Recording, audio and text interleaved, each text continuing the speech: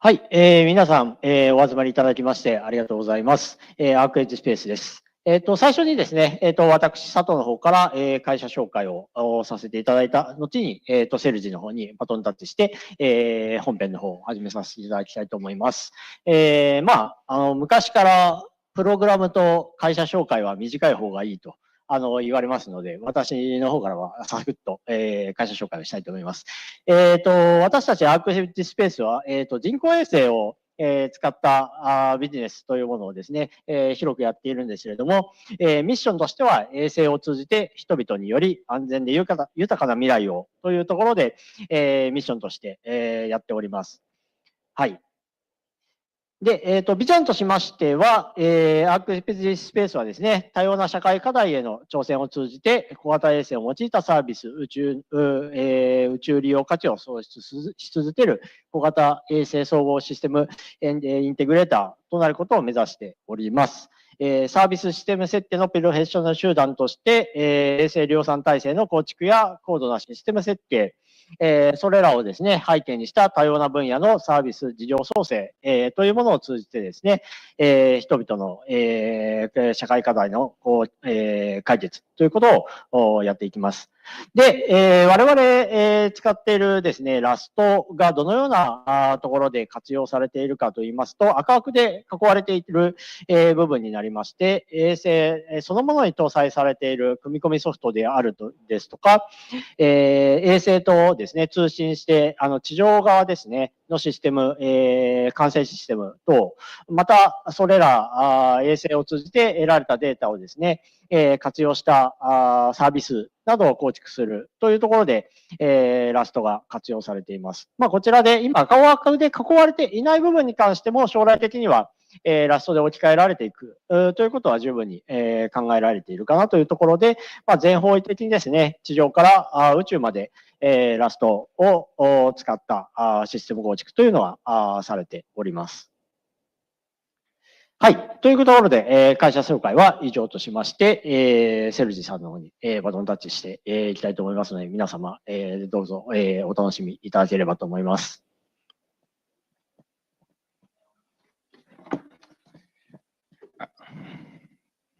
Hello, everybody. So I'm Sergi, and I'm a software engineer at Arcade Space. And I'm still learning Japanese, so if you don't mind, I will give this talk in English. So first, I will give a brief introduction about me, and then why we choose Rust at Arcades. Then I will introduce VDES, and then my experience implementing Turbo Encoder Decoder in Rust to learn Rust. And finally, some conclusion and future work. So as I mentioned, I'm a firmware SDR and software engineer at Arcade Space. And I really like low-level programming, also RISC-V, microarchitecture, FPGAs. And I had been wanting to learn Rust for a while, and I finally got the chance through implementing VDES, Turbo, Encoder, and Decoder. So why we choose Rust? So we think that it's a top choice for a great modern development experience. It has many robust and modern language specifications and features. It's really easy to set up using Rust app. And yeah, I mean, there is simple cross-compilation for various architectures thanks to LLVM. It's also lightweight, platform agnostic. Well, it has a lightweight platform agnostic and feature-rich core library. And we can easily generate documentation using Cargo Doc. So as we have seen before, it's a really versatile language, and we use it from embedded systems to web backend. In this talk, in particular, we're interested in the embedded software development for satellites. So what's VDES?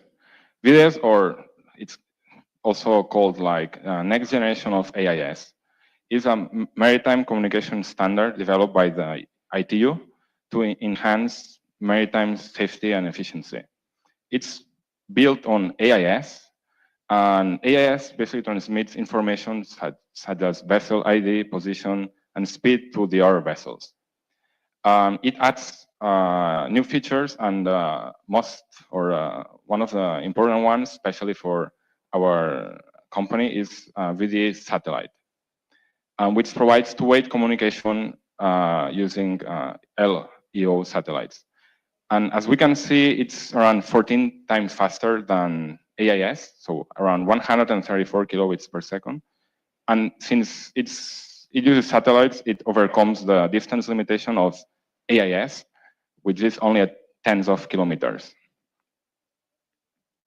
So now let's see what's the protocol layer of VDES. So it's based on OSI, layers 1 to 4, so from physical layer to transport layer. But for this talk, we care about the physical layer, which is about modulating symbols to send. So it uses some ITU standard or concept of a frame. One frame is 1 minute, and it's divided in 2,250 slots. And one slot is around 26 milliseconds. So its methods or has the concept of link ID, which defines different channels configurations, like modulation and FEC parameters. So when we want to send some data, this is the flow that our data has to go through. First, we get some data. Then we append some CRC code. Then it goes through a turbo-based FEC, which adds parity bits to the data. This data is scrambled using some polynomial. And finally, the bits are mapped to symbols, ready to be sent. So what's a turbo? Turbo codes are a class of high-performance forward error correction codes. In VDES, they consist of two parallel RSCs, encoders. And the input to the second RSC is interleaved. So each RSC consists of a series of flip-flops, which act as a shift register. And the output of some of those flip-flops go through an XOR gate, and this is the parity output. So as an input, we have some data bits, and then it outputs some parity bits. The output of those parallel RSCs goes through some puncturing pattern, which is defined by the link ID. So if we want to implement these RSCs, we have basically two options. One is to model a shift register. And the second one is to use a trellis and following its branches. Since the trellis is also needed for decoding, I decided to also implement the RSCs as within a trellis. So basically, we can see the flip-flops of the RSC as a register. So in this case, we have 3 flip-flops, so we have 8 states. So to model this, I decided to use this struct where we have the state, and then we have a reference to the trellis. So each time that we want to do a clock cycle or step, we have some input data. Then we ask the trellis, which is the next states given the current state and the current input. So as we can see here on the right, this is a trellis. So we have all the 8 states, and depending on if the data is input data is 0 or 1, the next step will be one of those two at the end of either branches. So we ask the trellis, which is the next step, next state given the input. Then we move the current state to the next state, and finally we return the parity bits for that given branch. This is the implementation of one of the RSCs. But how do we implement the turbo encoder, which has 2 RSCs? So we instantiate 2 of those RSCs here, and we have an index, an offset to the output data. So then we can iterate over the input data and also the interleaved input data, and also the puncturing data pattern, because each clock cycle has a different data pattern. but it's like cyclic, so we can use the cycle iterator to help us with that. So using iterator chains, we can easily iterate over the input data and also data pattern. So then we can do a step on each of the RSCs, and these RSCs will return the parity bits. We puncture this data, so this means that some of those bits will be skipped given the pattern, and we output the output of the punctured data to the output buffer. And then we advance the offset of the output. So implementing this, I learned a little bit about iterators and slices, also cons generics, also about lifetimes and ownership and borrowing. For decoding, it's a little bit more complicated because we are not dealing with hard data or 0 and 1s, but we need a soft decision, which is the probability of a given bit being 0 or 1. So this is to account for possible bit flips and errors during transmission. VTRB is the most famous decoding algorithm, but the max-log or map family of algorithms are high performance and simpler, so it's preferred. As we saw before, its RSC decoder is based on a trellis, and this trellis basically contains something called branch metrics and state metrics, so gamma and alpha and beta. So, right, and basically the construction is that the outputs of one decoder will be sent to the inputs of the other decoder. From decoder 1 to decoder 2, we have to interleave the data, because as we saw before, the inputs to the second decoder are interleaved. So when decoding, we also interleave the data. And then this second decoder will also calculate some LE information. Then it goes through to a de-interleaver, so the inverse of the interleaver, and this data will be sent as LA, or also called a priori data, to the input of the first decoder.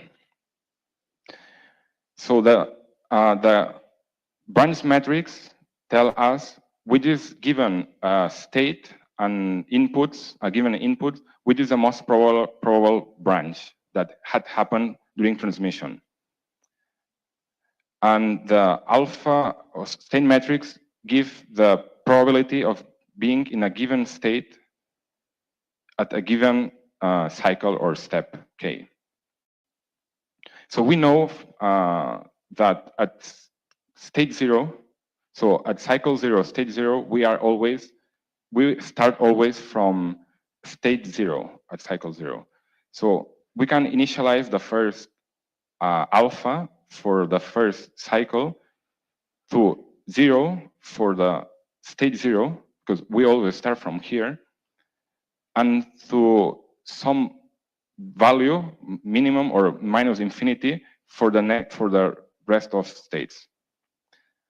And on the beta side, the same happens. We always end at state 0, so we can do the same to initialize the beta for the last cycle. So here, as before, we iterate over the input data. We unpuncture the data, filling with zeros the data that was not sent, given the puncturing pattern. And for each of the states, we have to, we ask the trellis which were the previous states that can lead to the current one. Then we calculate the gamma, so the branch matrix for the current state. And with that, we can calculate the alpha for a given cycle and state. And with that, we will use this alpha and beta to calculate the extrinsic data, LE, which is the output of the decoder. And we repeat this many times.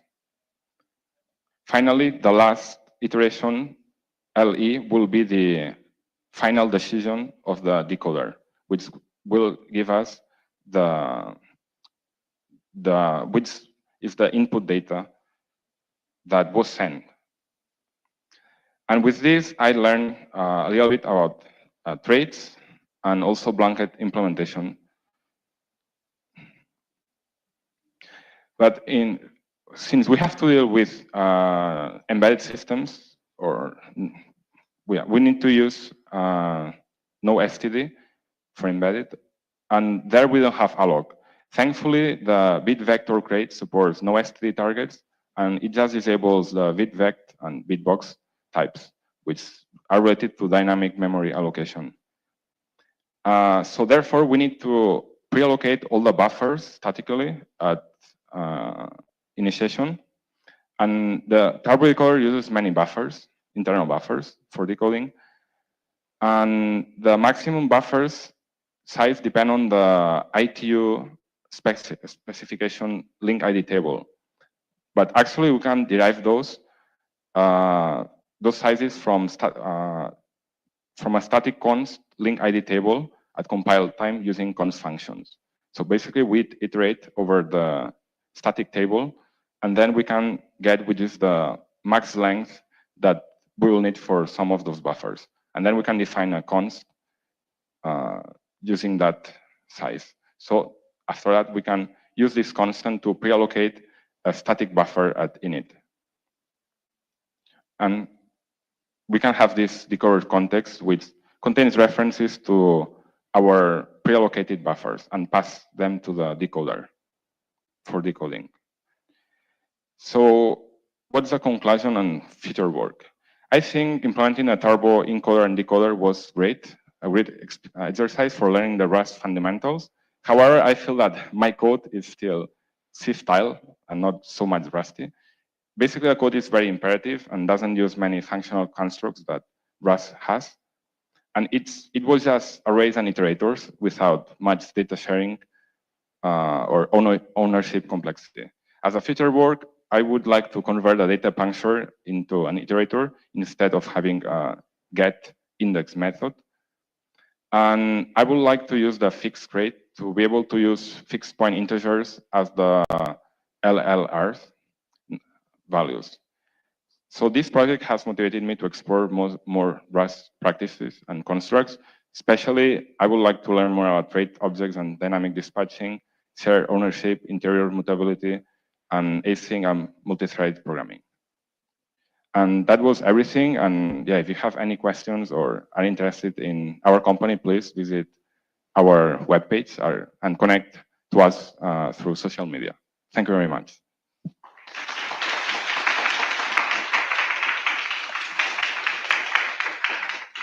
ありがとうございました。それでは5分ほど、質問の、時間を設けたいと思うんですが、そうですね、来てない。特に来てない。じゃあちょっと個人的な、あれなんですけど、興味なんですけど、その C とラストで、今 C っぽい書き方になったとか、今紹介されてたと思うんですけど、ラストに行こうというか、やってみて、なんか一番良かったなとか、これ書いてて気持ちいいなとか、思った機能とか、そういうのって何かありますか？そうですね。最初は結構ラストのコンパイラーと戦ってる感じがしてたんですけど、結局、敵ではなく、相手そうになったのが、それはなんかとてもそう素晴らしいと思いました。ありがとうございます。いいですかね。じゃあ、特に、他に質問のある方がいらっしゃらなければ、これでセッションを終わりにしたいと思います。それでもう一度拍手お願いします。ありがとうございます。